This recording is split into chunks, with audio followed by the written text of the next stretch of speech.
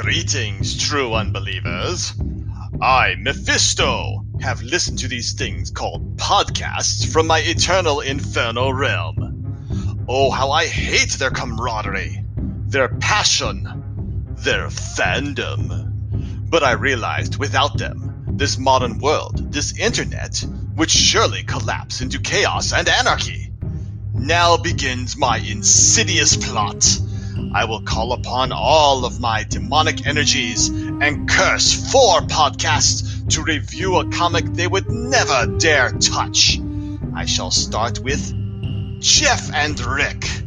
No longer shall they discuss the adolescent hijinks of 4 precious superpowered lambs. Instead, they shall review the magnificent tome detailing my infamous takedown of the Fantastic Four. Tremble, you mortals! Tremble!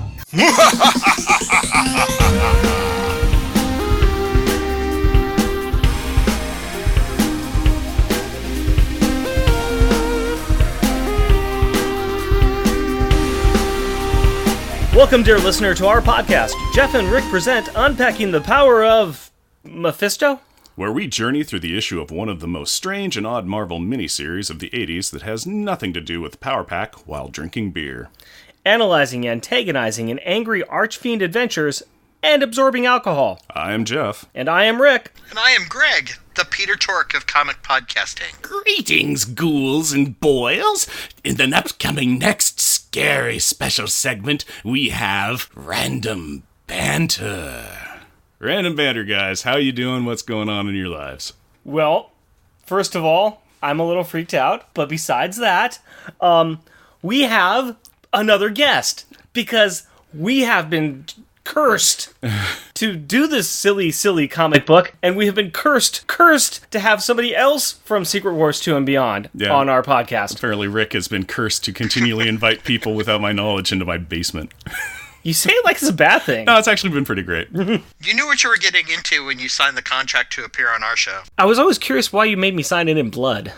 Well, you know, that way it makes it harder to erase. That way you get the little scar keepsake on your thumb. Yes. What's this from? Oh, that's right. And the random thaumaturgical rituals being performed against me in the middle of the night.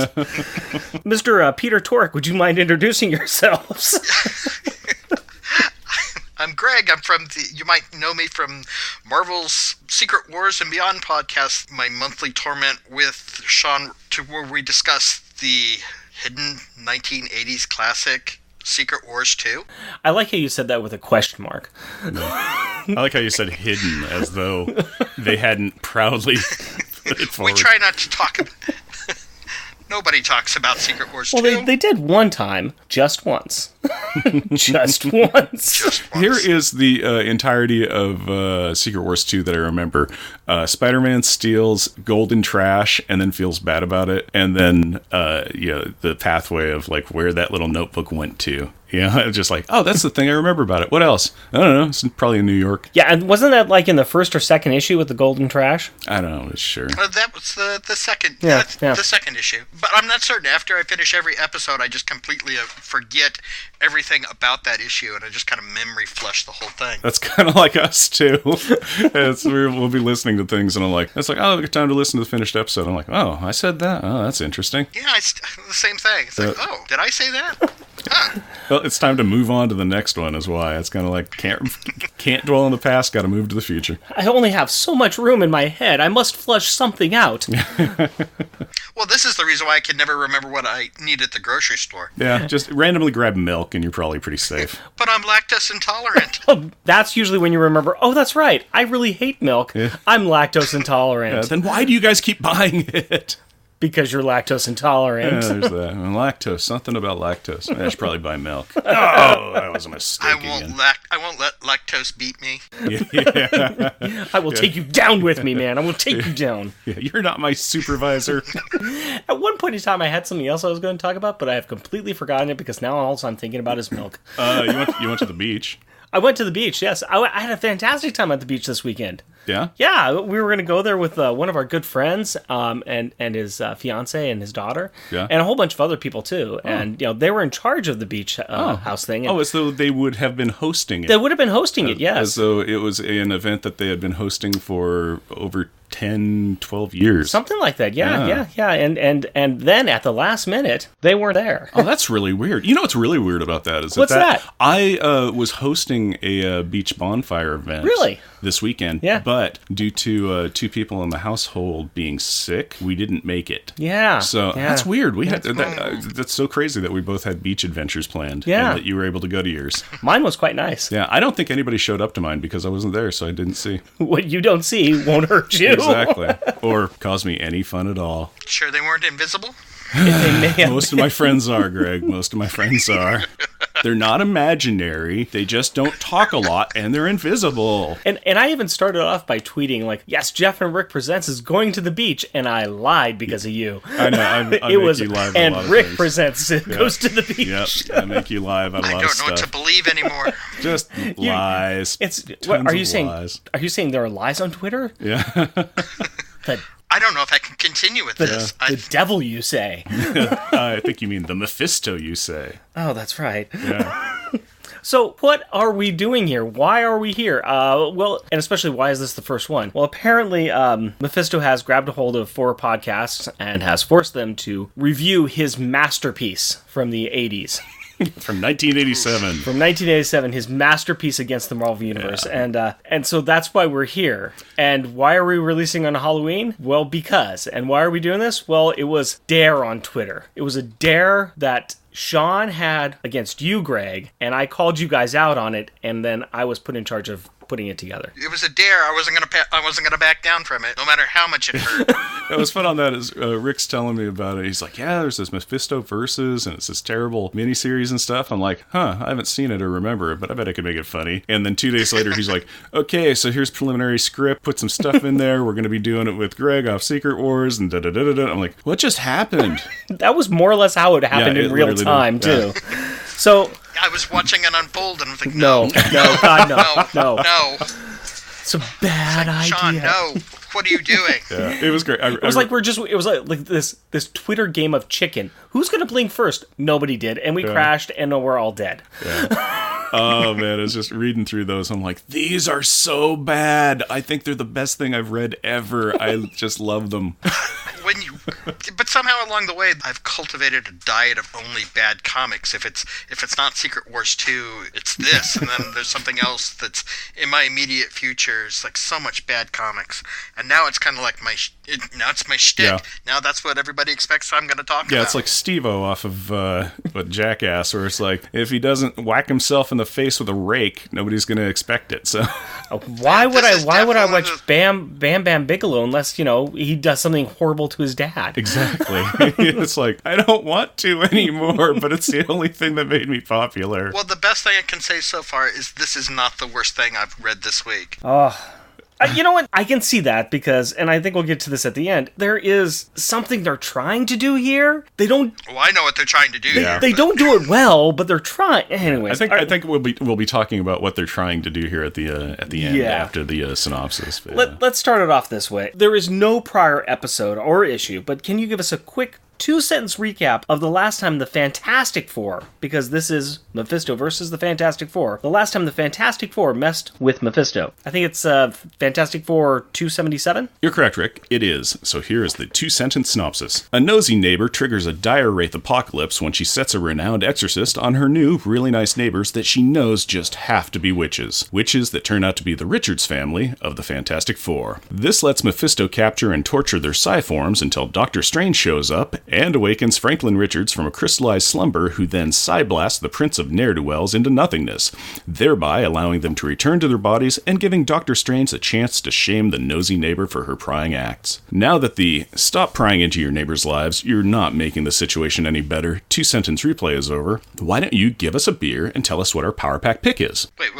I'm confused. All of this got started because busybody Gladys Kravitz thought her neighbors were witches, and that somehow got us here? It's almost as if she had never read a Marvel comic before or even watched an episode of Bewitched. Yeah, well, Sorta. It's just a nice way to tie this storyline into the continuity by referencing a comic from 26 years earlier. But that's not important. The important thing is to keep your eyes on the prize, which is that we get to drink a beer while we talk about this.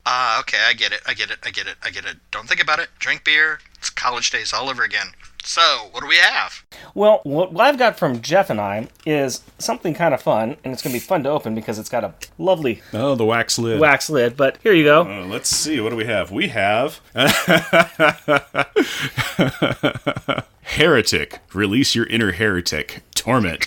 Dark Belgian style ale. Bold, rich, and malty. Yes, this is Torrent by Heretic Brewing. Let me tell you a little bit about this. This is a Belgian-style dark ale, a rich beer with lots of caramel, malt, dark fruit, and Belgian candy sugar notes. The luscious, fruity character is full of caramel apples, candied pears, and chocolate-covered oranges. And it's 10% ABV with an IBU of 20. Oh, cheers on that. Cheers on that. You can really smell the kind of the fruit flavor to it. What do you have, Greg? Well, using my Franklin-like abilities to look ahead, I knew what you guys were going to be drinking.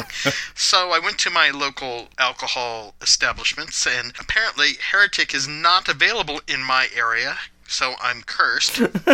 But I did manage to find something called Arrogant Bastard Ale. Oh, yes. So I was intrigued by the demon that was on the label, and at that moment, I knew there was true love between the two of us, and I couldn't leave him behind. So That is a very good choice. Arrogant Bastard is a fine beer. We have both had it many times. It's Stone Brewing, if I'm correct, right? Yeah. Yeah, Stone Brewing, and that's out of California? that sounds rightish. Big fan of that. This is also from California, too, but we'll describe what we got here. So we've got the very caramel, light brown view of what we're seeing. It's got, I think the description is pretty spot on. Got the apples, pears, chocolate-covered oranges. There's a good mixture of all that, but it's definitely the dark fruit and Belgian candy. That's what I'm getting a lot of. It's got the very sweet taste and strong alcohol. Yeah, it's got strong alcohol. I'm really getting hit by the afters on it, where I'm kind of like, oh, those are some interesting, what's happening to my mouth kind of thing. Heretics. Burn them at the stake, which is in my mouth. How about you? What are you feeling and what are you tasting? This one feels, this tastes a little bit more bitter than I expected it, even with a name called Arrogant Bastard Ale. But I generally like dark, bitter type beer, so this is actually going to work out pretty good, I think. Yeah, Nice. Me and Rick are stout drinkers ourselves, big time. So but those are our that's faves. but the Arrogant Ale or Arrogant Bastard, that is a good beer. I could see myself becoming reacquainted with Mr. Arrogant Bastard Ale sometime after the episode. Maybe on the way into work tomorrow. I don't know. You want to save that for at least lunch break. Just, Hey, you get yourself through the day, whatever you need to do. But with those good thoughts about how we get ourselves through the day at work over, we'll now talk about the opening credits. So, Jeff, if you please. Mephisto Versus, issue number 1, April 1st, 1987. Give the devil his due. Credits.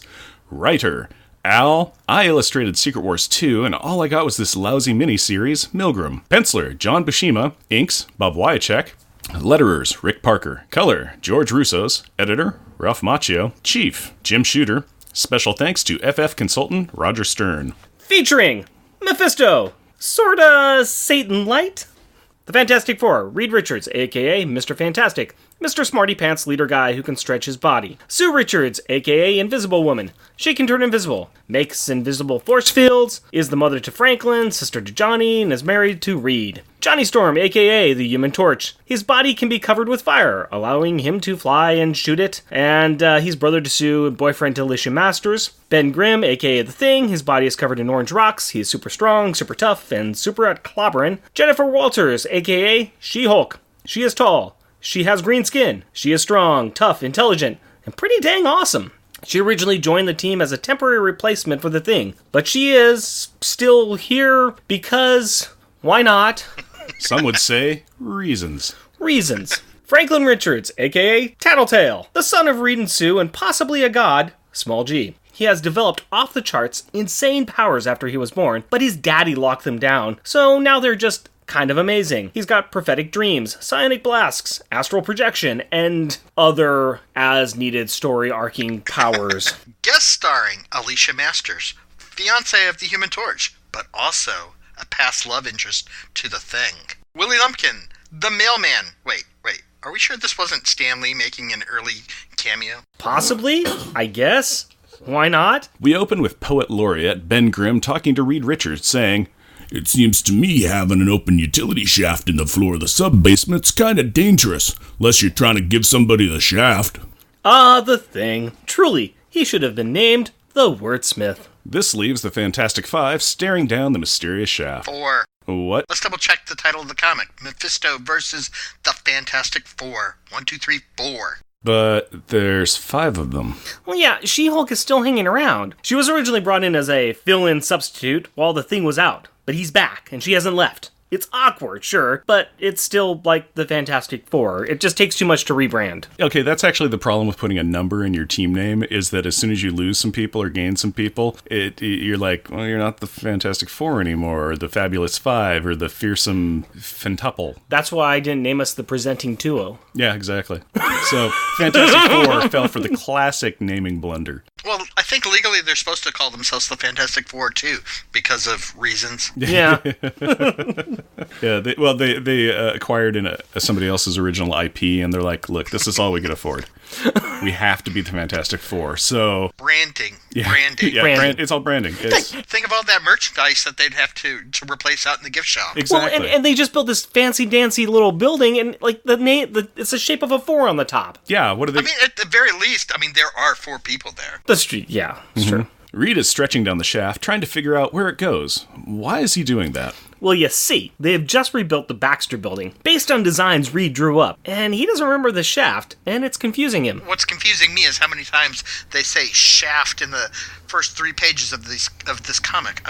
I kind of want them to stop saying shaft. They say this shaft is one bad mother. Shut your mouth. They're just talking about shaft. Can you dig it? I have an idea. Let's rename this comic The Fantastic Four and the Terrible, Horrible, No Good, Very Bad Shaft. Got a question for you. Oh god, no. Please, not one of your insane Secret Wars secret questions. Well, no, but now that you mention it, how long do you think that not-so-secret shaft has been there, waiting for somebody to stumble across it? I would say at least a half a page.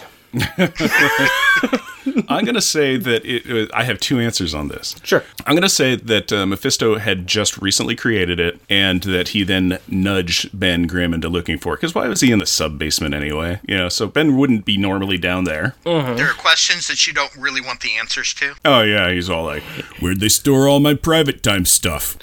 I think he was down there because it was Thing time. oh, it was thing time. So I think it was fairly recent, but I think it would be hilarious if like Mephisto had put it in the designs from years ago, and he's like, haha, it's gonna get triggered any minute now. I was actually any thinking... minute. There's the answer to your secret question, Greg. Okay, anyway, my original question is, Reed is this insane inventor that has a gadget for every occasion, right? Yep. Then why are they using the light from the Human Torch's arm to see down in the dark? Wouldn't a high-powered mag light in Reed's hand be much more useful than the elf carrying a torch at the back of the party? I mean, what if there's a gas leak or something? A cosmic gas leak would be the worst thing ever. You're right, a flashlight would be a better idea and more safe. But this is the Fantastic Four, not the Safety Six. Well, speaking of safety, the Human Torch tells everyone to stand back because he's really going to flare up. Too much information, Johnny. We are going to Franklin's room, and that's a really uncomfortable sentence. He wakes up from a particularly vivid dream screaming, "Daddy, no, look out!" And in regards to that, Mr. Fantastic is deep in the shaft when he feels heat on his face. He snaps back and directs Johnny to absorb the flames that seem almost supernaturally intense. Foreshadowing, you're burning in it. Whoosh! Johnny barely does so, complaining he can even feel the heat. Somehow the flames snuff out his flames and melts the opening shut. Huh. Fire retardant fire. Sure, why not? Well, nothing to do but dust off your hands and walk away. And that is exactly what they do. Franklin comes running up and is relieved to find them all okay, and that the bad man did not kill them. Hooray! Reed and Sue, once again proving that they are the bestest parents in the entire Marvel Universe, comfort their precious, powered protege by promising his potential precognition probably will not progress. At least not unlike the other times that they came true. Pretty pathetic prose by the Plastic Papa. Prototypical platitudes of peacefulness. I would like to add that you guys are just evil and not necessarily Mephisto evil, even worse than Mephisto evil with your word choices? Yeah, we get that a lot, but on that alliterative note, Franklin is tucked in and the 5 heroes discuss the night's events, with Johnny asking Reed what he makes of all this since he is supposed to be the brains of this outfit. To which Ben responds, I resent that remark, Squirt. What's got Ben's stick all riled up? I don't know, but smarter than a bag of rocks Reed determines that the situation should be closely monitored. Later, after sleepy time. wait a minute. These people have strange things happen to them every day. They nearly get flash fried, and their son, who they admit has Watcher-level precognitive abilities, has given them the bat signal warning, and they decide to sleep on it? They get what's coming to them. Yeah, well, this is just a typical Wednesday night for the Fantastic Four. Franklin awakes and reflects on his good fortune that his family and friends did not die horribly last night. Yeah, that's usually how I wake up too. Well, at least since November 2016, but with more creaking and groaning. He checks in with Mom, who is wearing an apron over her uniform, and I kind of need to stop right there. Okay, sure, Buscema is probably just drawing a normal domestic scene, but let's think about this for a moment. These uniforms are made of unstable molecules and can do a mess of things, but apparently they're not stain resistant? Flames from FWOOSH? Check. Alien slime? Check. Acid attacks? Lab mistakes? Orange rock dust? Check, check. Ew. The grossest dust ever, but still a check. Pancake batter splatter? Well, that uniform is ruined. Pancake batter and bacon grease. Well, they're the bane of the unstable molecule-based costumes everywhere. But before the youngster can eat, he needs to brush his teeth, and the ever-loving blue-eyed thing is there to make sure it happens. On the way to the bathroom, Franklin and Ben see Johnny and Alicia in the hallway. They invite Ben to see a tennis match, which Ben politely declines. Dude, what are you talking about? He calls it a sissy sport.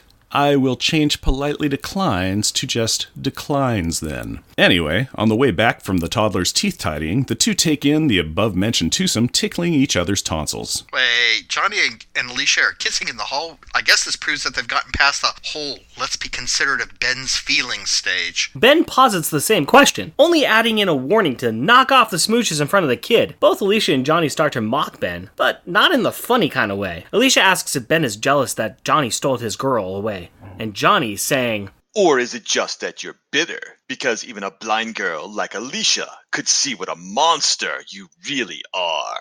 This heats up old Rockskin, and we get a... It's clobbering time. Scratchins! Ben is going after Johnny big time. This ain't no ordinary tussle. Ben is out for blood, and Franklin gets this. He runs off for Mommy and Daddy. But Ben catches Johnny, pulls him in, and Johnny just falls apart in his hand. Johnny had just flamed on, and the thing was left with just a handful of fire, but no Johnny. Alicia calls him a monster, saying that Ben wanted to kill Johnny and that he is an evil man. She states, in an odd voice, Sooner or later, they all go straight to... FWOOSH! And with a crimson flash of light, the thing is gone. sent straight to FWOOSH, where all evil men go. Meanwhile, at the Forest Hills Tennis Club, to the match Vitus Girlitis and John McEnroe are playing.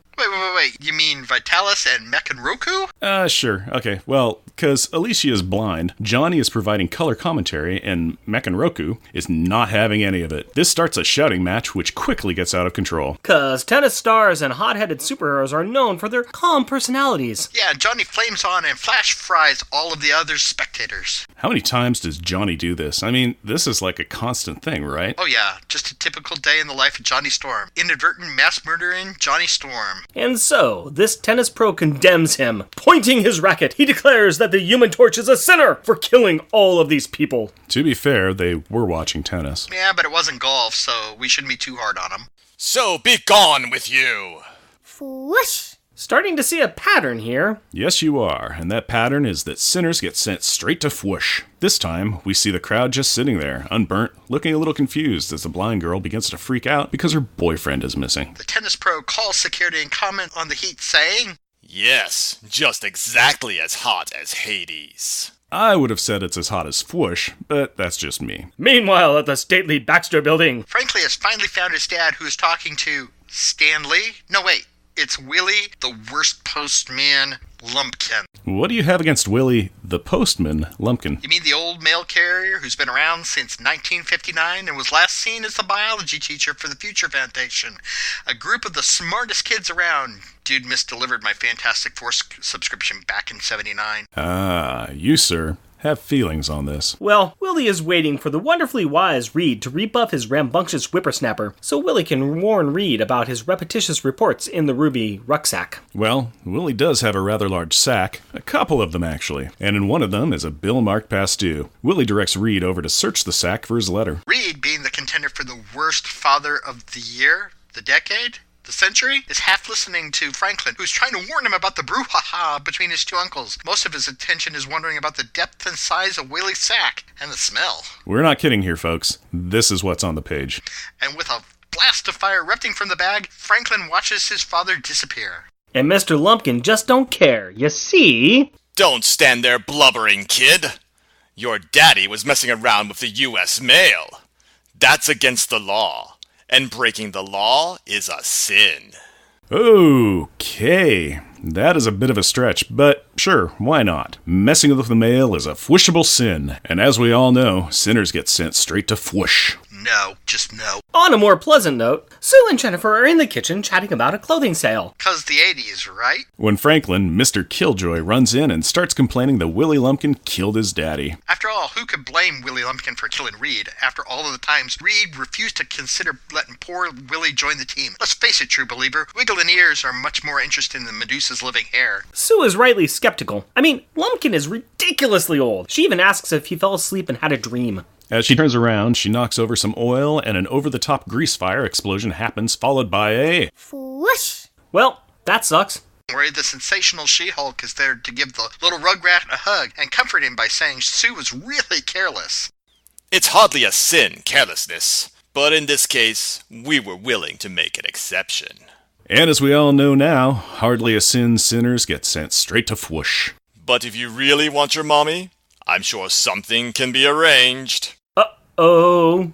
A giant crack appears in the ground, and She-Hulk delivers an Undertaker-style chokeslam to the young Richards. And now we go into chaos mode, because we are in either a really bad nightclub or Mephisto's infernal realm. Hooray! Franklin does that falling forever for a few pages before landing on the ground in front of the Dreadlord's stone throne, and in the foreground are the rest of the Fantastic Four, sans She-Hulk. We knew this had to come to be. I mean, the book has his name on it. First, let's describe the Lord of FWOOSH. Well, his favorite color is red. Not helpful. Greg? Well, I gotta go with Rick on this, because he's pulling off the skin-tight red clothing with a red cape with an insanely high red collar, all of which matches his red hair and pinkish face. He has pupilless white eyes and fanged teeth, and he's impossibly tall, and he likes burning the souls of sinners over the smoldering coals of the depressed. But enough about his looks and his favorite things. Let's hear his introduction. So, without further ado, welcome to the infernal realm of His Satanic Majesty Mephisto, Lord of Pain, Evil Incarnate, etc., etc., etc. Okay, what is going on? Well, apparently Mephisto holds a grudge. You don't say. He's a little bitter that Franklin took him out. Mephisto got taken out by a kid. Hey, Greg, what do Franklin Richards and the Beyonder have in common? What? They both scare Mephisto, and they both just learned how to use the bathroom. The Big Red One calls this fake news. He blames it on his last food source, the dire wraiths, being defeated. And to be fair, he should have waited an hour after consuming dire wraith energy before confronting Reed and Sue the first time. But he's going to rectify the situation by eating the toe-headed boy's soul. Point of order, counselor. My mannequin lawyer has informed me that you just can't take his soul, and Franklin is too young to sign it over. Seriously, why do you guys have a mannequin lawyer in your basement? In case metaphysical or dimensional legal concerns arise during our discussions of comic books, doesn't everyone have one of these? To Jeff and the mannequin lawyer's point, standard interdimensional contracts are protected under various treaties and arguments stipulated through eons and eons of precedents and standards, creating binding, definitive, and legally irrevocable accords. The required four elements of offer, acceptance, consideration, and intention to create legal relations is well understood under the parlance of infernal lore. In determining whether an agreement has been made, what its terms are, and whether it is intended to be legally binding, demonic law applies on an objective test. There are a number of important principles relating to the intention of the parties to create legal relations. In particular... Hey, is there a cosmic entity called the Adjudicator or something who can help untangle these types of contract issues? Also, I call foul on Ben's recollection of the contract he signed in Secret Wars 2, Issue 7. Discerning listeners should refer to the episode on a little podcast called Marvel Secret Wars and Beyond for more details. Nice subtle plug. It's what I do. Mephisto sums this all up by pointing out that a family member or legal guardian could sign. The thing ain't having none of that, 'cause it's clobbering time. Patent pending. He busts out of the Rocky trap. He was allowed to escape by the Red Ruffian. Yeah, and charges only to find Mephisto is magically growing bigger. He reaches down and picks up our orange-hued hunk and peels him open like, well, an orange. Ew. Yep, he skins off the rocky shell and reveals a white ghost/monster. The monster lord is making a point that beneath the monstrous exterior hides the soul of a monster. His proof is Ben's reaction to the demon doppelgangers of Johnny and Alicia kissing back at the FF headquarters. Could have been worse. It could have been molten chocolate lava cake filling. Speaking of hotheads, Insert rim shot here. let's see how Johnny handles this. He too breaks out of the rocky prison with his trademark flame on and proceeds to, quote, fight fire with fire by blasting him in the face. Oi. Yeah, Mephistoface just takes it and laughs. Really, the Human Torch is going to try and use fire in FWOOSH, which, as we know, is an inferno dimension. Dare I say, a disco infernal dimension? Huh? Yeah, later on you're going to want to insert a cricket noise there, okay? Okay. Just to prove a point, Torchy gets teleported to torment the tortured in the infernal furnaces. I guess Mephisto wanted to save on his gas bill or something? Next in the initiative order is Old Stretchy Pants. Of course, Reed is going to try a logical approach, trying brains instead of bronze. He offers to stay if the Mephistotator allows the others to go. No time for love, Dr. Jones. I mean Dr. Richards. Mephistoer already has Reed's soul. The devil, you say? Apparently, we all have missed an important element in the Reed Richards Victor Von Doom origin story during the past 20 years. In one of the most wildly insane and ridiculous retconning I've ever seen, after Doom blew up his lab, Reed walked in to find that Mephisto Sneaky was there. Doom had summoned the Crimson Creature but fled in fear, and it was Richards who signed a deal with the devil for a greater intellect. But why haven't we heard this before? Oh, Mephisto Racerhead had wiped Reed's mind, a standard addendum to all diabolical contracts. Okay, but why didn't he mention it the last time Reed was here? This seems fishy to me. Yeah, Richards ain't buying it either. So, the blood-colored Beelzebub berefs the brains of the bendy hero. A mind certainly is a terrible thing to waste. Don't you agree? Okay, short recap. Ben is a ghosty goo without a hard candy shell. Johnny is having a time as Hell's Heater, and Reed is a blithering baby. So what's Sue up to? She's been using her force field power to chip away at the rocks, finally breaking free and running to Reed's side. And he promptly drools on the pretty woman's shoulder. Mephisto mentions that he once made a deal with a man named Faust, and Faust got off on a technicality, and if he loses Reed's soul, he wants to take back what he gave him. We really need someone versed in contract law to figure this one out. Mannequin Lawyer is giving us a thumbs up. It's legit. Well, that tears it. With a power scream of fiend, soon begins to pummel the dastardly dark demon with an invisible assault. So what you're saying is that Sue picked this moment to shout! Shout! Shout! Shout at Mephisto! Mephisto Smooth calms down the lethal lady and offers her a deal. 'Cause, you know, the devil always has a deal. Yeah, in exchange for her, he will release her son, her husband, and his soul, and the two other chuckleheads. He will take her because she's more pure. Looking at her drooling husband, she cracks faster than China in a bull shop. And bam! Mephisto shows his pocket offsuit 2 and 7. He's been bluffing. He did not have any claim on anyone's souls. But since Sue went all in, Mephisto Poker gets the pot. Have you been planning that metaphor since the beginning? Pretty much just playing my cards close to my chest, trying not to show my tells. That's just aces, Rick. Anyway, with a wave of his hands, Mephisto Steeler bellows. Be gone, the rest of you. I have the prize I wanted. I have taken your measure. You cannot best me. Only an unknown quantity has any chance to overcome Mephisto. And the male portion of the team returns home, confused and upset, and wanting their mommy. Well, Franklin wants his mommy. I want my mommy. Back in the pits of limbo, Mephistreeper is fondling Sue's chin. Dude, personal space! And explaining to Sue that life is not fair, and of course he cheated. It's his house, his game, and he makes the rules. The book ends with the standard issue megomaniacal cackling and monologuing about how wonderful he is, and as Sue is literally dragged away. At least the demons didn't rip off her clothes. Small favors. Next issue, Mephisto versus X Factor in Sympathy for the Devil on the Secret Wars and Beyond podcast. Wait, I didn't agree to this. Mephisto! Let's talk about some themes of this, in air quotes, issue. What the heck was the point of this book? Weave together a thin plot with all the high-profit teams to make money. I don't think you're wrong. Perhaps even more so, it's to capitalize on Marvel's fascination with the word versus. First, it was Spider-Man versus Wolverine. Then it was Fantastic Four versus the X-Men. Which I actually kind of like that one. Then it's the Avengers versus the X-Men. Which I didn't really like that one. And now it's Mephisto versus, which is... everybody. Yeah. But I guess it's still better than Batman versus Superman. It's got to be just money driven. It has to be money driven. But yeah. at the same time, it's just not a good plot. No, I've got two thoughts about it, really. I think...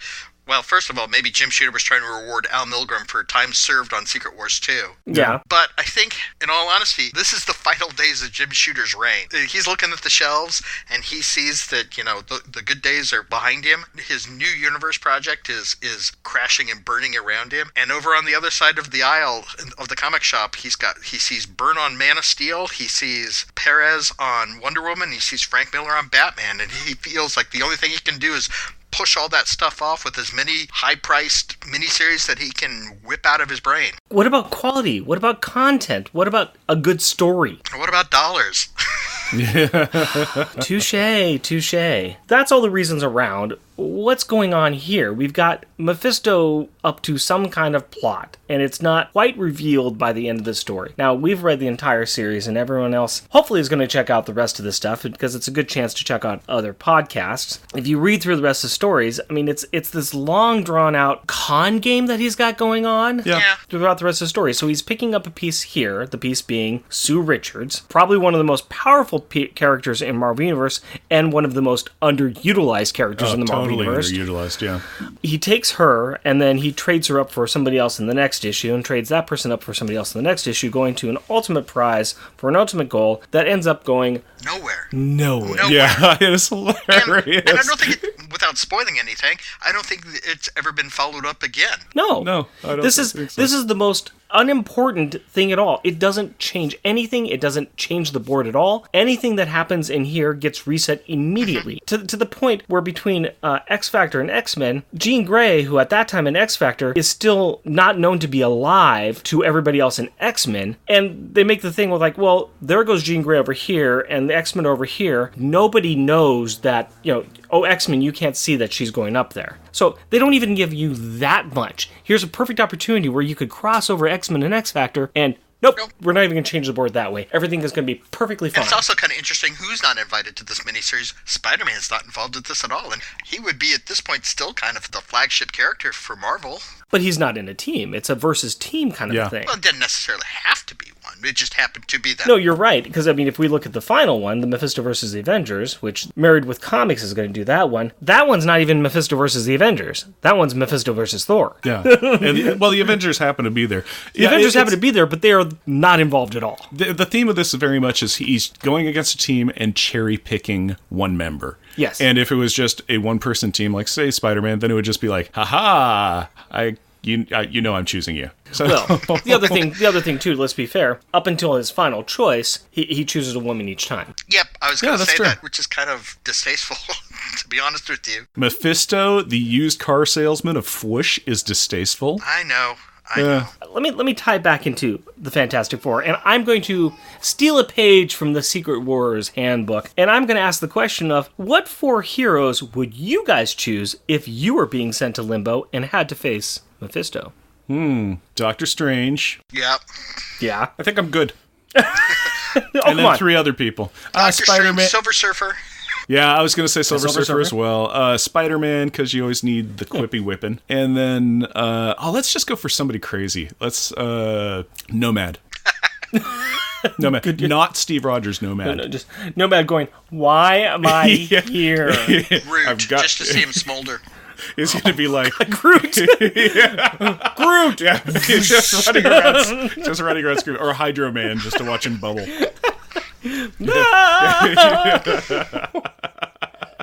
Pastebot Pete. That's who I'd ask. Because why not? Maybe he could glue Ben Grimm's shell back on.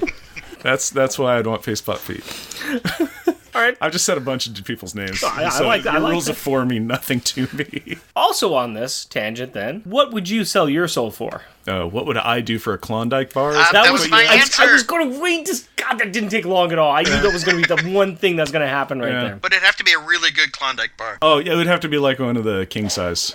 Yeah. If they have those. I don't know. Box of Klondike bars. Box of Klondike bars. Case, yeah. Would you sell your soul for more intellect? Would you sell your soul for your friends and your family and your child? No, screw them. Maybe a good night's sleep.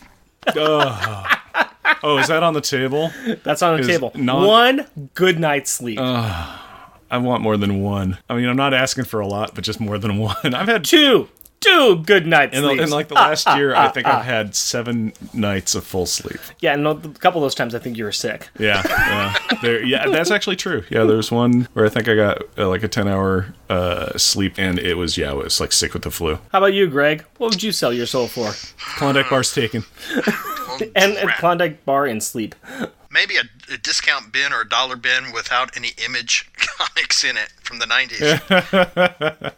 I like how you justified that at the end with the Image comics from the 90s, because Image comics now, yeah, I'll take those. Absolutely. A discount bin from 1986. Ooh, there you go. Back in the days when you could find 100-page giants for like $1. I do love looking at some of the old advertisements and some of the old comic books, like, oh, I could get X-Men #1 for like $200. Yes, please? Another fun thing we found in here, which we talked a little bit about, the rewriting of the Richards and Doom Origins. So, yeah, this has happened a few times, and each time it's just more and more fascinating. Of course, this time by the end of the book, it kind of is like, oh no, this is all a lie. This is a complete lie. It wasn't really this way. But dear God, how many times do we have to see this rewritten? We know the story. Well, I guess it's contractually every time that a new creative team takes over, you got to spend at least half an issue recounting the origin and with its own unique take and twist. And finding new ways to blame the origin completely on Reed Richards to make him even more unlikable. Reed's not... he's not unlikable. He's not exactly blameless. He's not blameless, but they keep giving him more and more and more blame. I mean, seriously, you mentioned that he's the worst father in the world, but it seems like everything he has done has led to the point where he is going to create the apocalypse, the antichrist of the Marvel Universe, because he powers himself up, he powers up his girlfriend, who is going to be his wife, so that they could become these uber powerful people, and then he has a child, and he kind of engineers his child a bit to like suppress the powers that are growing in him, to make the powers double and triple, and then he's just the worst father in the world, so the kid's going to have psychological issues. I mean, he is grooming the doom of the universe. Yeah, just the world destroyer who's like, I never knew my father. He just didn't care. It's just the next one around. It's gonna be revealed that Dr. Doom actually is Franklin. Yeah, why Dear not? God, why not? That's fantastic. Yeah, sure. King the Conqueror is involved in there somehow. You know that, right? I'm not a Kang fan. No, but he's involved. Let's go with the Mortis because I like his beard. Okay, fair enough. Throw beards. No, you are right too that you mentioned before about the Fantastic Four versus the X-Men. That was on sale around the same time, and they did the same kind of thing in there, where Dr. Doom created an artifact, Reed Richards' old diary, and he hid it with their new stuff that they were just moving back into the Baxter building, and it came out, and inside there was something about how Reed Richards actually designed the shields to amplify the cosmic rays. And that entire miniseries is basically the entire Fantastic Four is just ticked off at Reed Richards, and he's trying to build a device to save Kitty Pryde, but he's doubting everything about him. So it's the plot point or MacGuffin to change or to challenge Reed Richards to do something or to move to a next step. Let's just change your origin story so you question everything about yourself. There, works here, it works a few other places. Yeah, but the big difference between that and the Mephisto versus Fantastic Four issue is one is written by Chris Claremont and the other one's written by Al Milgrom. Yep. So the only other thing I was going to mention in this really was the paper stock of this book. Let's talk a little bit about that, because that is something special. Yep, especially since me and Greg have been on the digital format of it. But if you've seen the Oh, I own at least one of these issues. I can't remember which one. It's fancy paper. It is. It's a thicker stock. I felt compelled to have my pinky extended as I turned to the pages. Ooh. Do you know the reasoning behind that at all? To charge more money?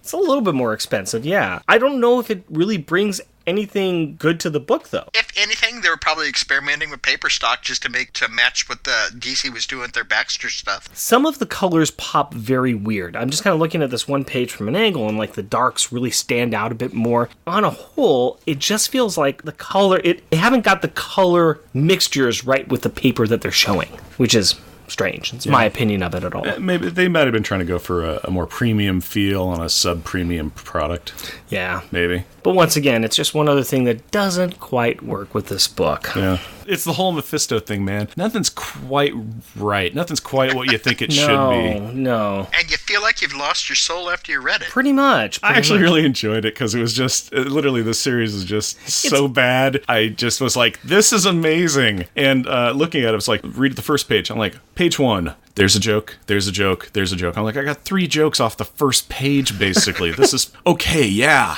I mean, as I said, this is not the worst thing that I've read this month. It's bad, but it's not horrible. It's just, it's confusing. It's confusing about what they're trying to do. It took me, I remember as a kid I read this and I was like, I don't get it. And I read this as an adult and I said, I don't get it. I feel like it should probably have swerved into the darkness a little bit more than it does. Yeah. It's neither a superhero story nor is it a horror story. And I think it falls flat because it can't commit to one or the other. Yeah. The only thing that's kind of cool about it is that they do bring out something that I can sink my teeth into with our library card, which is something else we do on our show. On page 21, Mephisto expounds upon Faust, which I just wrote down a couple of things. And Faust is an old Greek legend that has been used as a basis for many literary, artistic, and cinematic works, including this one, which doesn't rise to the pantheon of other great works, but whatever. So Faust is bored and depressed with his life as a scholar, but after an attempt to take his own life, he calls on the devil for further knowledge and magic power with which to indulge all the pleasure and knowledge of the world. Kind of like what he blamed that he was doing with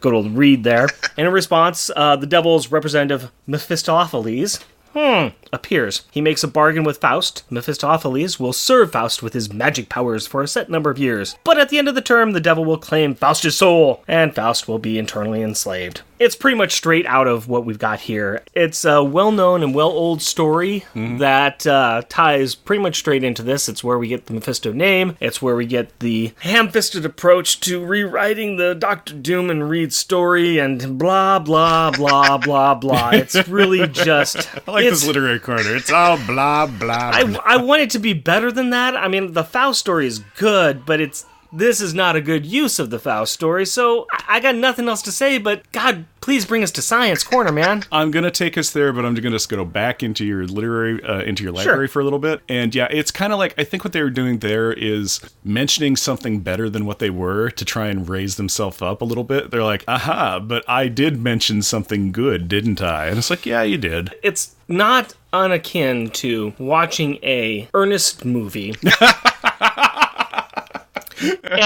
and Vern says a line of Shakespeare. The good will not cover the crud around it. But it puts a little bow on it. Puts a little bow in there. Yeah, it gives it some sparkle. If nothing else, this series references better stories that you might want to go out and read.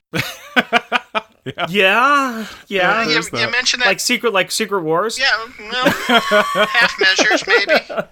But that you could do worse than reading the Byrne Fantastic Four. Yeah, I still got to go back to my one complaint with that was, I'm looking at the page, I'm going, why is Sue Richards just lying here in her bra and panties? Yeah, I just read that one for the, issue for the 2-sentence replay. Yeah. And it's kind of like, why is everybody dressed except Sue Richards' clothes are just blown off of her body, basically. I had to go shards. one issue back just because I'm like, there's got to be a reason for that. Oh, yeah, she was in brushing her teeth when the attack occurred. So I wonder if that's the reason why he had Franklin brushing his teeth in this issue. Ew! It's like, you know what? I was going to say, Al Milgrom sees the Fantastic Four issue and realizes, you know what? That's what they do. They brush their teeth. But he at least clothed Sue Richards. So my hat off to you, dear sir. Oh, we're never getting to Science Corner. But yeah, just the great thing about Sue Richards in that, besides the inexplicable clothes balloon off thing, anytime you saw her astral form, was the just angriest faced mulleted lady ever. It was just. Well, I think they just died. So that could put. She died with her clothes clothes off. Yeah, they didn't know they were dead, I don't think. You're saying that something problematic happened in a John Byrne comic. I think that's what And on everybody that says. note, I'm going to go ahead and have myself a drinky drink. All right. Well, let's leave that topic and let's get over into Science Corner, and that's where I explain sciencey stuff. Yay! Sometimes it's sciencey, sometimes it's something else. In this issue, we were introduced to the concept of FWOOSHable sins. They are the sin of murder, the sin of mass murder. Don't confuse this one with the first one, as it is an entirely different sin. The sin of carelessness, the sin of being thrown to FWOOSH by She-Hulk, and finally the first sin, the unforgivable sin, the most FWOOSHable sin imaginable, the sin of messing around with the U.S. mail. Woohoo! Reed Richards was guilty of this sin when he went rooting around Willie's sack and was rightfully sent straight to FWOOSH, where his punishment was to only ever receive junk mail that he just had to go through really carefully, as there might just be a coupon in there that he really needs, only to discover that there wasn't one. That was Reed's punishment that I just made up and doesn't relate to the real world. So, what happens to a regular mortal like you or me if we attempt to obtain mail from a postal carrier's sack? Well, for starters, this is a felony, and you would be charged with a federal offense. The penalty, or earthly punishment if you will, is that you could face up to 5 years in federal prison and fines of up to $250,000. So, don't be like Reed. Keep your hands off your mailman's sack. And that's Science Corner. But what happens if you commit the sin of writing a really boring comic book story? You probably... Yeah, I think you just get sent to heck on that one. Yeah. You get sent to a future podcast where... Just one. Yeah, you get sent to the future of podcasting where people will make fun of your work from, 30 years ago, so you know that brand's pretty hot. Blah, ha, ha, ha. Yeah, we got you, writer of this comic. I'm having one little problem. I'm trying to make this correlation. Where's the science in breaking the law? Where was the science of this? It doesn't matter. Fair enough. None of it matters. None of it matters. Does this issue matter. or this series matter? No. No. We have been condemned to do this silly experiment. Exactly. What am I going to do? The toothbrushing? How to keep your enamel safe? Now it makes sense that I could have done that, because toothbrushing was a portion of this. Yeah. But you just thought of it, didn't you? Yes, I did just think of it, sure. Yes, sure, I did just think of it. So what? Okay, I got a secret question. Oh, What type of toothpaste does Franklin use? It's probably something that Reed made up. Yeah. He's not going to get an over-the-counter brand. It's not going to be Crest with whitening. It's going to be... It's going to be a Cosmic Raid Trident with galactic sparkles. It'll be Fantastigel. I think with cosmic sparkles. Yeah, with cosmic whitening rays. There we go. Cosmic whitening rays. But there what you go. flavor does it have? Orange. An evil genius indeed. Yeah. Let's see if it's That is the worst. That is the worst. Oh God, there's no taste worse than brushing your teeth and having any citrus. So yes, the toothpaste flavor is orange. Yeah. Okay.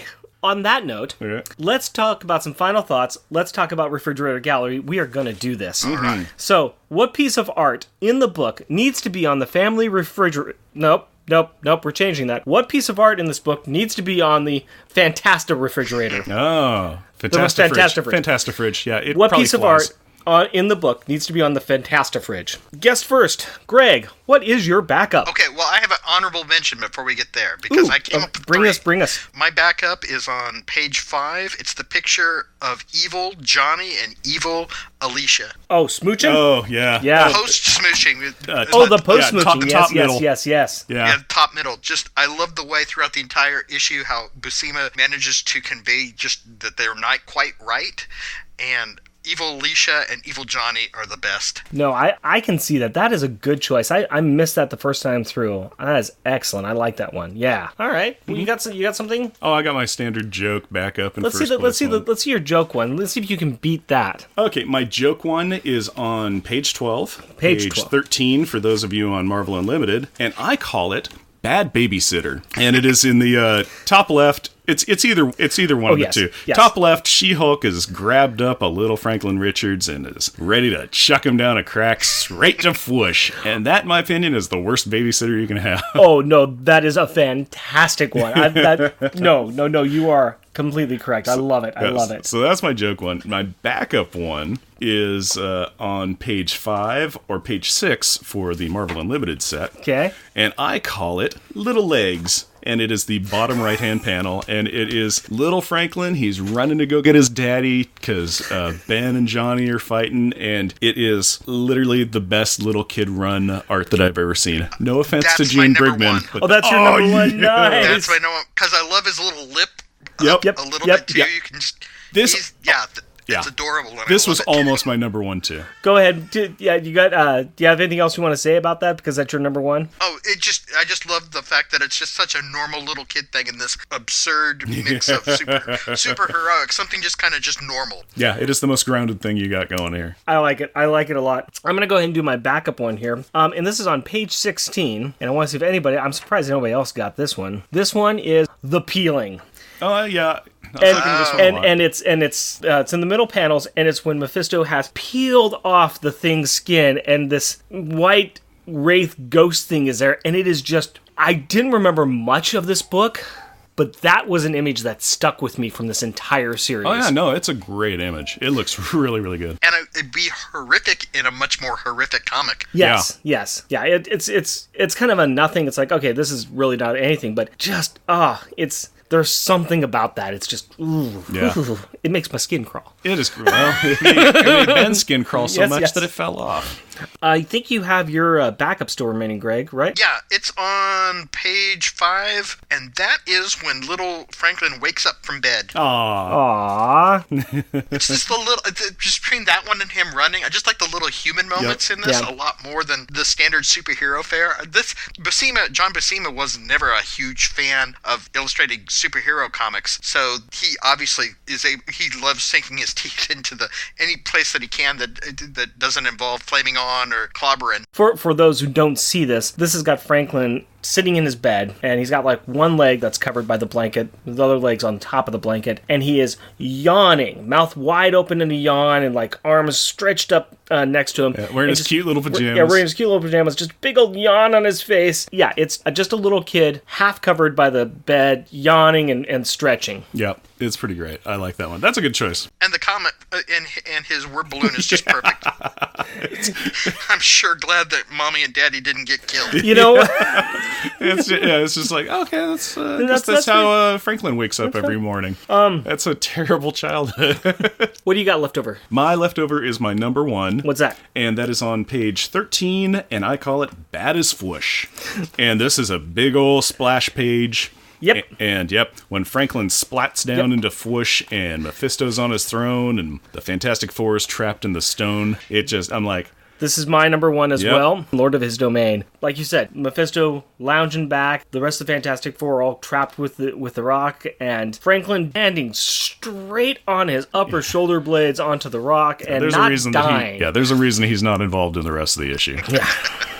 I bet you that chair's really comfy too. Oh, I'm It sure ain't no throne of swords, but you know. It's sinfully comfortable. Yeah. So, rubber and glue moment. What was the best or most childish insult? And I don't really need to change anything from here. What's the best childish insult? Jeff, we'll start with you, sir. Hub, get out of my credenza. Yes. This is the sound, the alarm sound that I have stolen from Hub from Tighten Up the Defense, because we do have a official bozo sighting in this comic book they that actually say we bozo. needed to mention out. And this is on page 15, and it's the bottom corner panel, when Ben Grimm says, "What? You're growing, but I fought bigger bozos than you." So yes, we have a natural bozo in here that we must, of course, make mention of. All right, my backup is on page 15, and it's Benjamin Grin, the ever-loving blue-eyed thing. And it's when he's trapped in the rock, and Mephisto's saying that he's going to swallow up the little toe-headed kid's soul. Here, I'll actually do his voice. No way. Tall, Red, and Gruesome has to get a signed contract. I oughta know. I just like Tall, Red, and Gruesome. That's That pretty was fantastic. my number one. Yes, that was my number one, but I had a follow-up for that number one, if I will, and that's on page 6, because I think it makes a nice little combo there. On page 6, he's got one that's very similar. Johnny, the fake Johnny Storm says, "You'll nothing. tall, orange, and ugly. Yeah. Oh, that's my number one. Yeah. We're all on the same boat. We're all on the same boat on those ones, yeah. What else you got for your backup there? My backup is during the Doctor Doom flashback when he calls Reed an ignorant peasant. Ooh. I gotta go with the good old fashioned Doom insult. Yeah. I missed the ignorant peasant. That was a nice touch. Nice touch. Yeah, I that's like a good that one. My backup one was on page 16, and that was Mephisto saying, Very well, Gargoyle. You shall have your wish. Yeah, talking to Ben. Yeah, this is after Ben gets free. He's like, all right, Gargoyle, you want some of this? Come get some. which I gotta like that one. Yeah, that's pretty great. Anybody else? You got one? Me, yeah, I have my number one. And it is on page 21. And it is a combo of Sue and Mephisto, but it's mostly Mephisto. It is the middle. It is Sue is blasting Mephisto with force bolts, and she's all Fiend. and he says, Flatterer. Not to mention, that is also an excellent panel. oh, that's great art. Yeah, it looks yeah. really cool. Yeah, I think Sue actually just proposed to Mephisto there. I think so too. Maybe. I think so. She liked him so much, she put a ring on it. And that ring happens to be a force bolt. And it happens to be his midsection. All right, stars in detention. Yep. Stars in detention. We want to identify the child, member of the Fantastic Four who was the best and the worst in this issue. Who of the Fantastic Four, or five, do you think was the worst? My worst is Johnny Storm. Really? Yes, and it is because he was talking during a tennis match. You don't talk during that. Have you ever watched a tennis match and you hear anything other than pock, pock, pock, pock, squeak, pock? No, you don't. You don't hear people going, yeah, I'm going to get a hot dog and I need some, you want a beer? Hey, that Mac and Roku, he's doing pretty good today. I'm going to get one of those novelty back scratchers. And I think, do they sell like signed tennis rackets here, like small ones, so I can take back to my kid? I want a pennant banner of this match to take back. Hey, Peanut's here! You know, no, they don't have that, and so Johnny needed to shut his pie hole. I don't care. This was his own fault for bringing a blind girl to a tennis match where she's going to be like, so I hear they're playing tennis. And then people go, oh, it's like golf. Shut your hole. So that's why I think Johnny was the worst kid. No, screw it. Johnny, he's a kid, mentally. So, Greg, you have to understand, Greg, that the reason why I wanted Jeff on the show is because I wanted to have moments where I could sit back and just enjoy the show. And that was one of those moments. How about for you, sir? Who was your worst? Johnny is also on my naughty list right now. Greg for this knows. issue. Greg knows. Yeah, Greg Not knows. necessarily for the sin of talking, but for deciding to burst into flames when he gets into his little squabble with the tennis player. See, it's all at the tennis match, Which man. answers the question why the She-Hulk is with the Fantastic Four. They need to have a lawyer or retainer whenever Johnny decides to go. And that way they got her on the cheap, too, because she's part of the team. Yeah, exactly. Room and board. I gotta tell you guys, we have got a perfect match. Yeah. I also chose the Human Torch. Hey. And here's the thing, I chose for a different reason, and it's not the tennis match. What? No. There was more to this comic than tennis? I said that he failed because after watching the Thing attack, he does the same thing, but worse. And he doesn't think about the fact that he has no chance of hurting Mephisto with fire.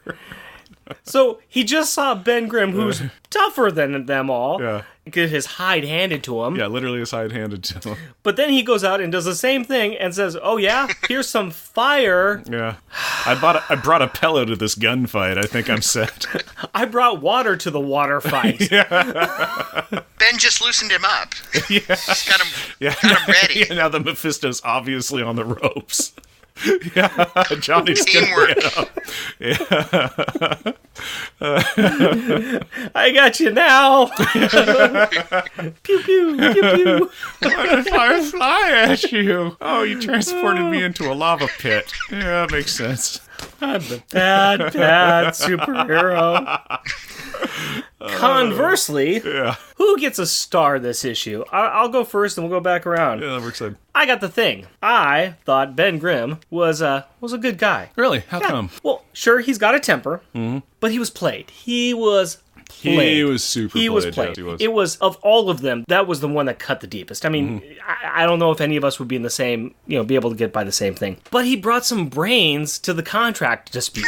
Yeah. He was the one who brought up, you can't do that. That's not legal. He actually thought about that, and he had his own experiences. So I like the fact that he actually, for being the bruiser of the group, he actually was thinking about things. So I gave him the star this time. I thought that he, that's good. I thought that he was the man. That makes sense.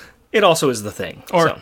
if not the man, the thing. The thing. How about you, Greg? For me, it was Sue making that sacrifice towards the end. Where she wore the apron? Well, there's that too. Ooh, hold on a second. Okay. Hand up. Yeah, all right.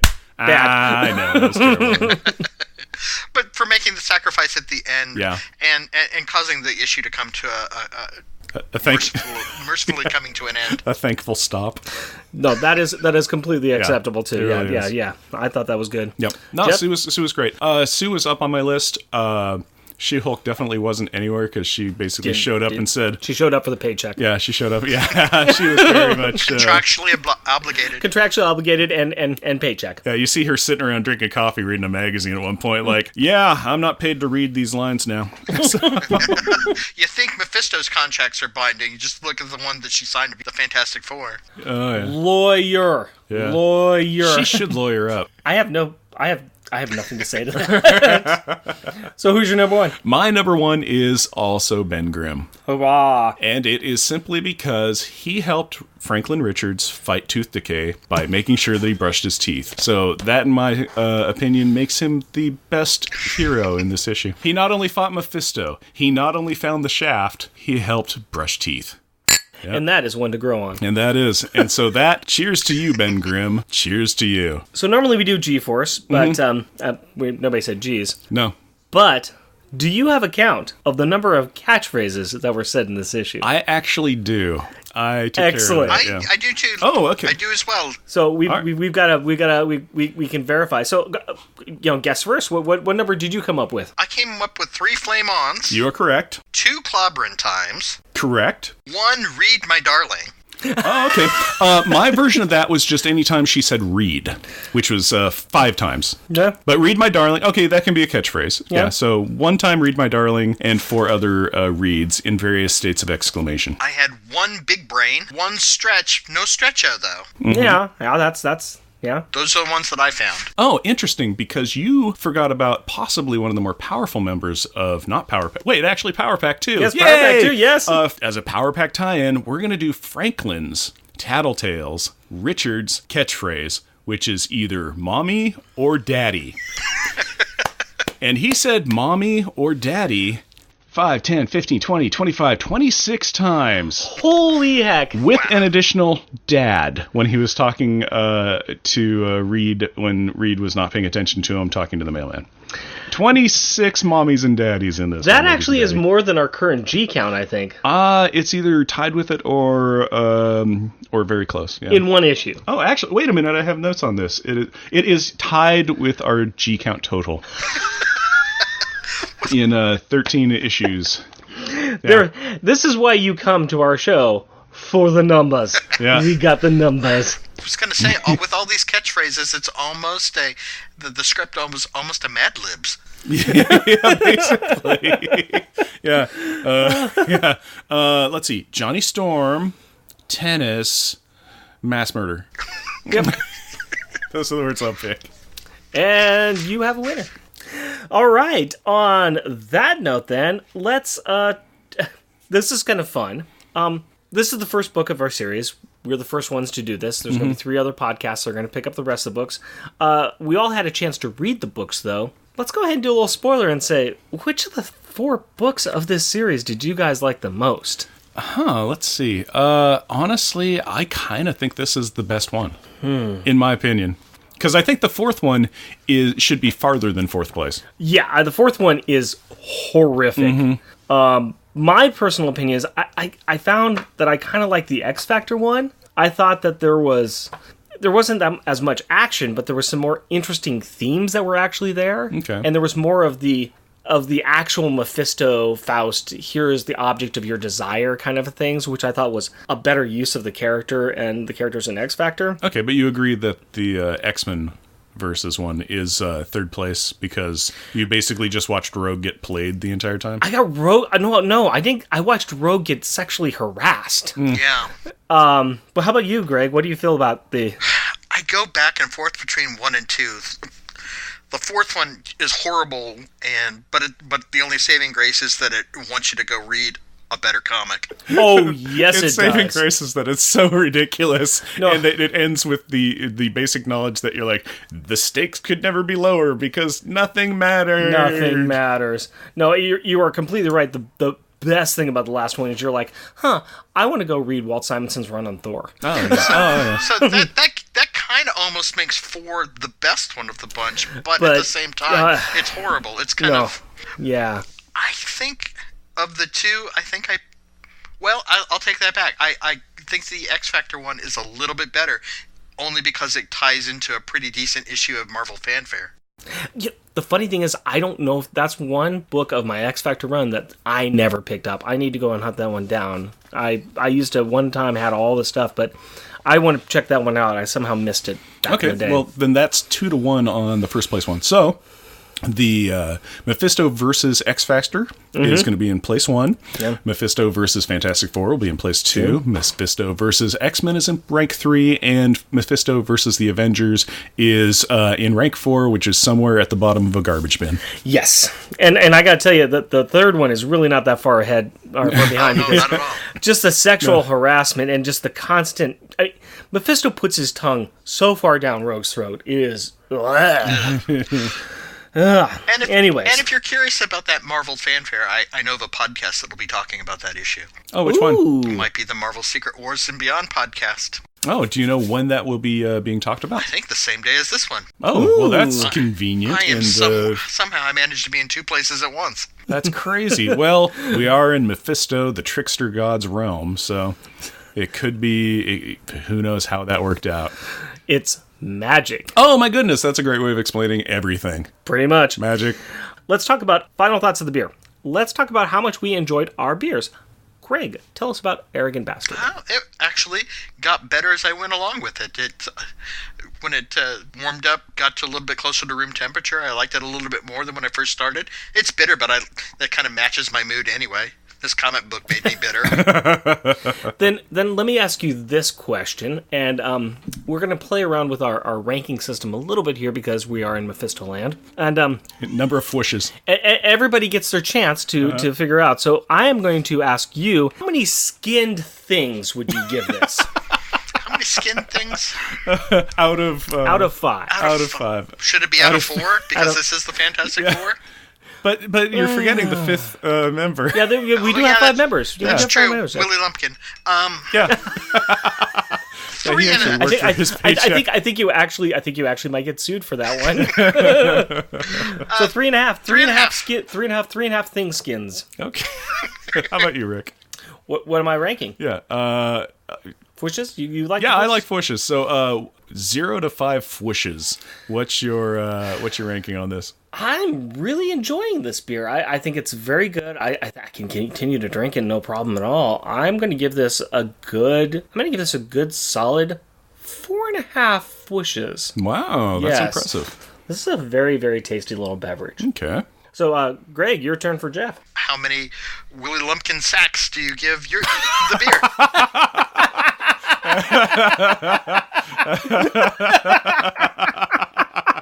How many sacks do I gotta go rummaging through for this beer? How many Willie Lumpkin sacks would you rummage through for this beer? He asked me. That's a terrible question, but I love it. Okay, well, like your Arrogant Bastard, I'm finding that I'm enjoying this more as the evening progresses. And it might just be that my taste buds are getting killed off by the old 10%. It might be that it's one of these beers that is better when it gets warmed up. I'm still not... When I was first trying it, I was like, yeah, I really taste the fruit, and it is killing my everything. Just there's a terrible aftertaste. It's just the kind of sweety fruit flavor isn't really doing it for me. I'm enjoying it better now because I keep pouring more. Like my bomber is empty now, and my glass is almost done. So I'm like, oh, I must be thinking something good of it. I'm not giving it your 4.5. I will give it 3. Okay. So as middle of the road. the base mean number of willy sacks that I would rummage through is 3 to get one of these beers. So that's my opinion on Heretic. Oh, that's fun. I like that. That was good. Now, I'm not going to subject my daughter to this book because I would like her to read quality content.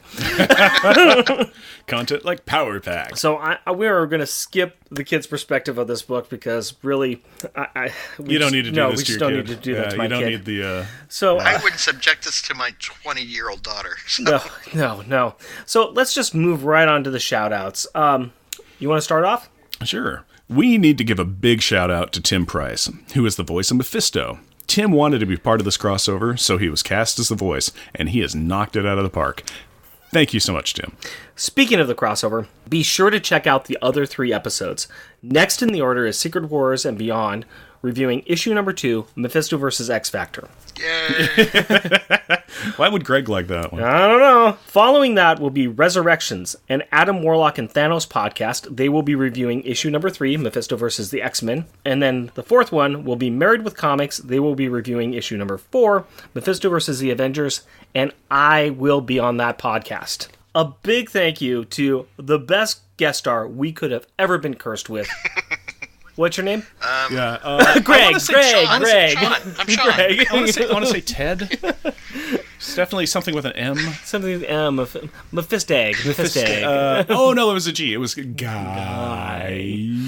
So, Greg, thank you very much for joining us on this. I hope it wasn't too horrible waste of your night. As I say, I read a lot of bad comics. This was not the worst one I've read this month. What, you keep saying that. What was the worst one you've read this month? It'll be appearing in an upcoming episode of DC OCD over with Paul Hicks. It's a little something called Genesis. Ooh. That gets my worst comic of the month award. On that note, though, where else in this wonderful world can we find you, Greg? Well, you can hear me talking about Secret Wars 2 on the Marvel Secret Wars and Beyond podcast with Sean, my ever-present co-host for that show, which is sadly, coming to an end of this season. We're thinking about what the 3rd season entails. And you can also find me on Twitter under the handle Giarujo1. Those are pretty much where you can find me. I mean, you could find me on Facebook, but why would you? That being said, Jeff and Rick Present is a bi-weekly self-produced podcast recorded in front of a live studio audience in Portland, Oregon. If you would like to interact with us through the magic of the internet, you can do so through Twitter at Jeff Rick Present, our Facebook page, Jeff and Rick Present, our email address, jeffandrickpresent, all one word, at gmail.com, or at our website, jeffandrickpresent.wordpress.com.mephisto. Yeah, it's like Mephisto.org. And if you would like to help support our show, we are on Patreon. You can find us at patreon.com, Jeff and Rick Present, all one word. Please rate and review us on iTunes or Stitcher, tell your friends about us, or share your love for us on social media. And as always, we want to thank the wonderful women in our life. My wife Cindy and our daughter Carrie. My fiancée Hillary and our daughter Aurora. My wife Jennifer, my daughters Devin and Riley. We love you. Find the next part of the series on the Secret Wars and Beyond podcast. Flame off! Yay! Our theme music is 80s Action. Also featured in this episode is Sweeter Vermouth, Shamanastic, and Waltz of the Carnies. All music is by Kevin MacLeod at Incompetech.com and is licensed under Creative Commons by Attribution 3.0 license. Chocolate fun for everyone! The milk chocolate melts in your mouth, not in your hand. Mars Incorporated, 1986. That was more sinister than I was expecting, but it works for Mephisto. Simple. Yeah, Simple? yeah, that's Whatever. a fasting. Yeah. And then we have our music, and Jeff sings the music. Yeah, it goes. Wow! I thought it was more the... Yeah, it's I feel like in this case it should be like pipe organs or something. I'm more like... No, that's just the music inside my head. Mephisto, Mephisto, Mephisto. Now it's just like a cheerleader kind of thing. Yeah. All right, let's pretend we're funny. All right, let's try this out. Right here, we're gonna pause for a second. on a I'll second, go okay? get you a towel for That's your, okay. your foam up. It's Oh, it's going into the bag. Put it in the bag. Also Yep. get you a towel. Sorry, we had a very excited heretic. It's excited about this episode, I guess. I am literally holding this beer that is kind of overflowed onto my hand, and it's over the bag that I bring the beer in, and kind of tasty though. Give us a second. No worries. She was originally brought in to fill out. Well, yeah, she was originally. Sorry, just like they could be known as the 4,444ers. That's how many people you can occupy in the building, but no, I don't know. Well, with the number of people that have actually been on the Fantastic Four team to this point in time, I think they're actually getting close to that number. You know, you're probably not Or wrong. at least it's divisible by 4. Exactly. Yeah, there you go. All right. The Fantastic divisible by 4. Which they just cut down to Fantastic exactly. Four. They're like, there's a little asterisk in there. It just kind of gets lost in the murk. Okay, let's actually do the podcast thing instead of just these sides, which are awesome. Which leads me to kind of wonder, at what point does Flame just become supernaturally intense rather than just intense? Well, when Reed says so. I guess all those doctorates come in handy. Yeah, he has one in Supernatural Flames.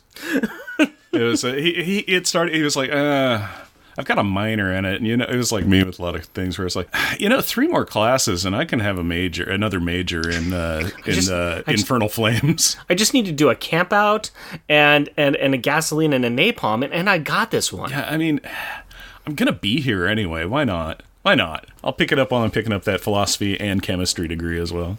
Their precious powered protege by promising his potential precognition. Go ahead and start it over, man. Read it. Yep. Suck those teeth, because that's welcome to our podcast, sir.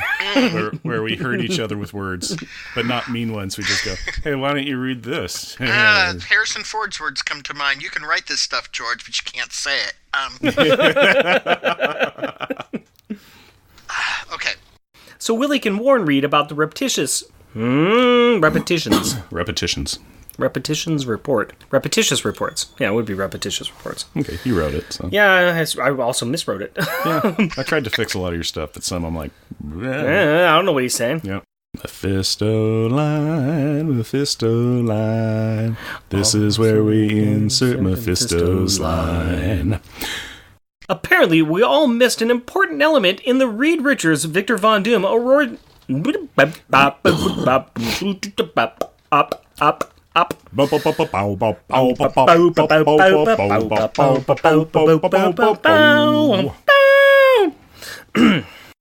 cracks faster than a Fabergé egg in a mixer. She cracks faster than badly poured concrete. She cracks faster than a frozen lake in a movie. She cracks faster than a bullwhip. She cracks faster than eggs for breakfast. She cracks faster than Franklin's head after falling into Mephisto's realm. That one might have gone too far. Am I getting paid for this? You better believe it. That, when that angry podcaster's got your head pressed up against a wall, you look him in the Twitter feed and you say, yes, sir, the check is in the mail. And that's what you do. This was fun. Oh, yeah. And now I can completely forget about Mephisto versus the Fantastic Four for the rest of my life. Yeah, I probably will too.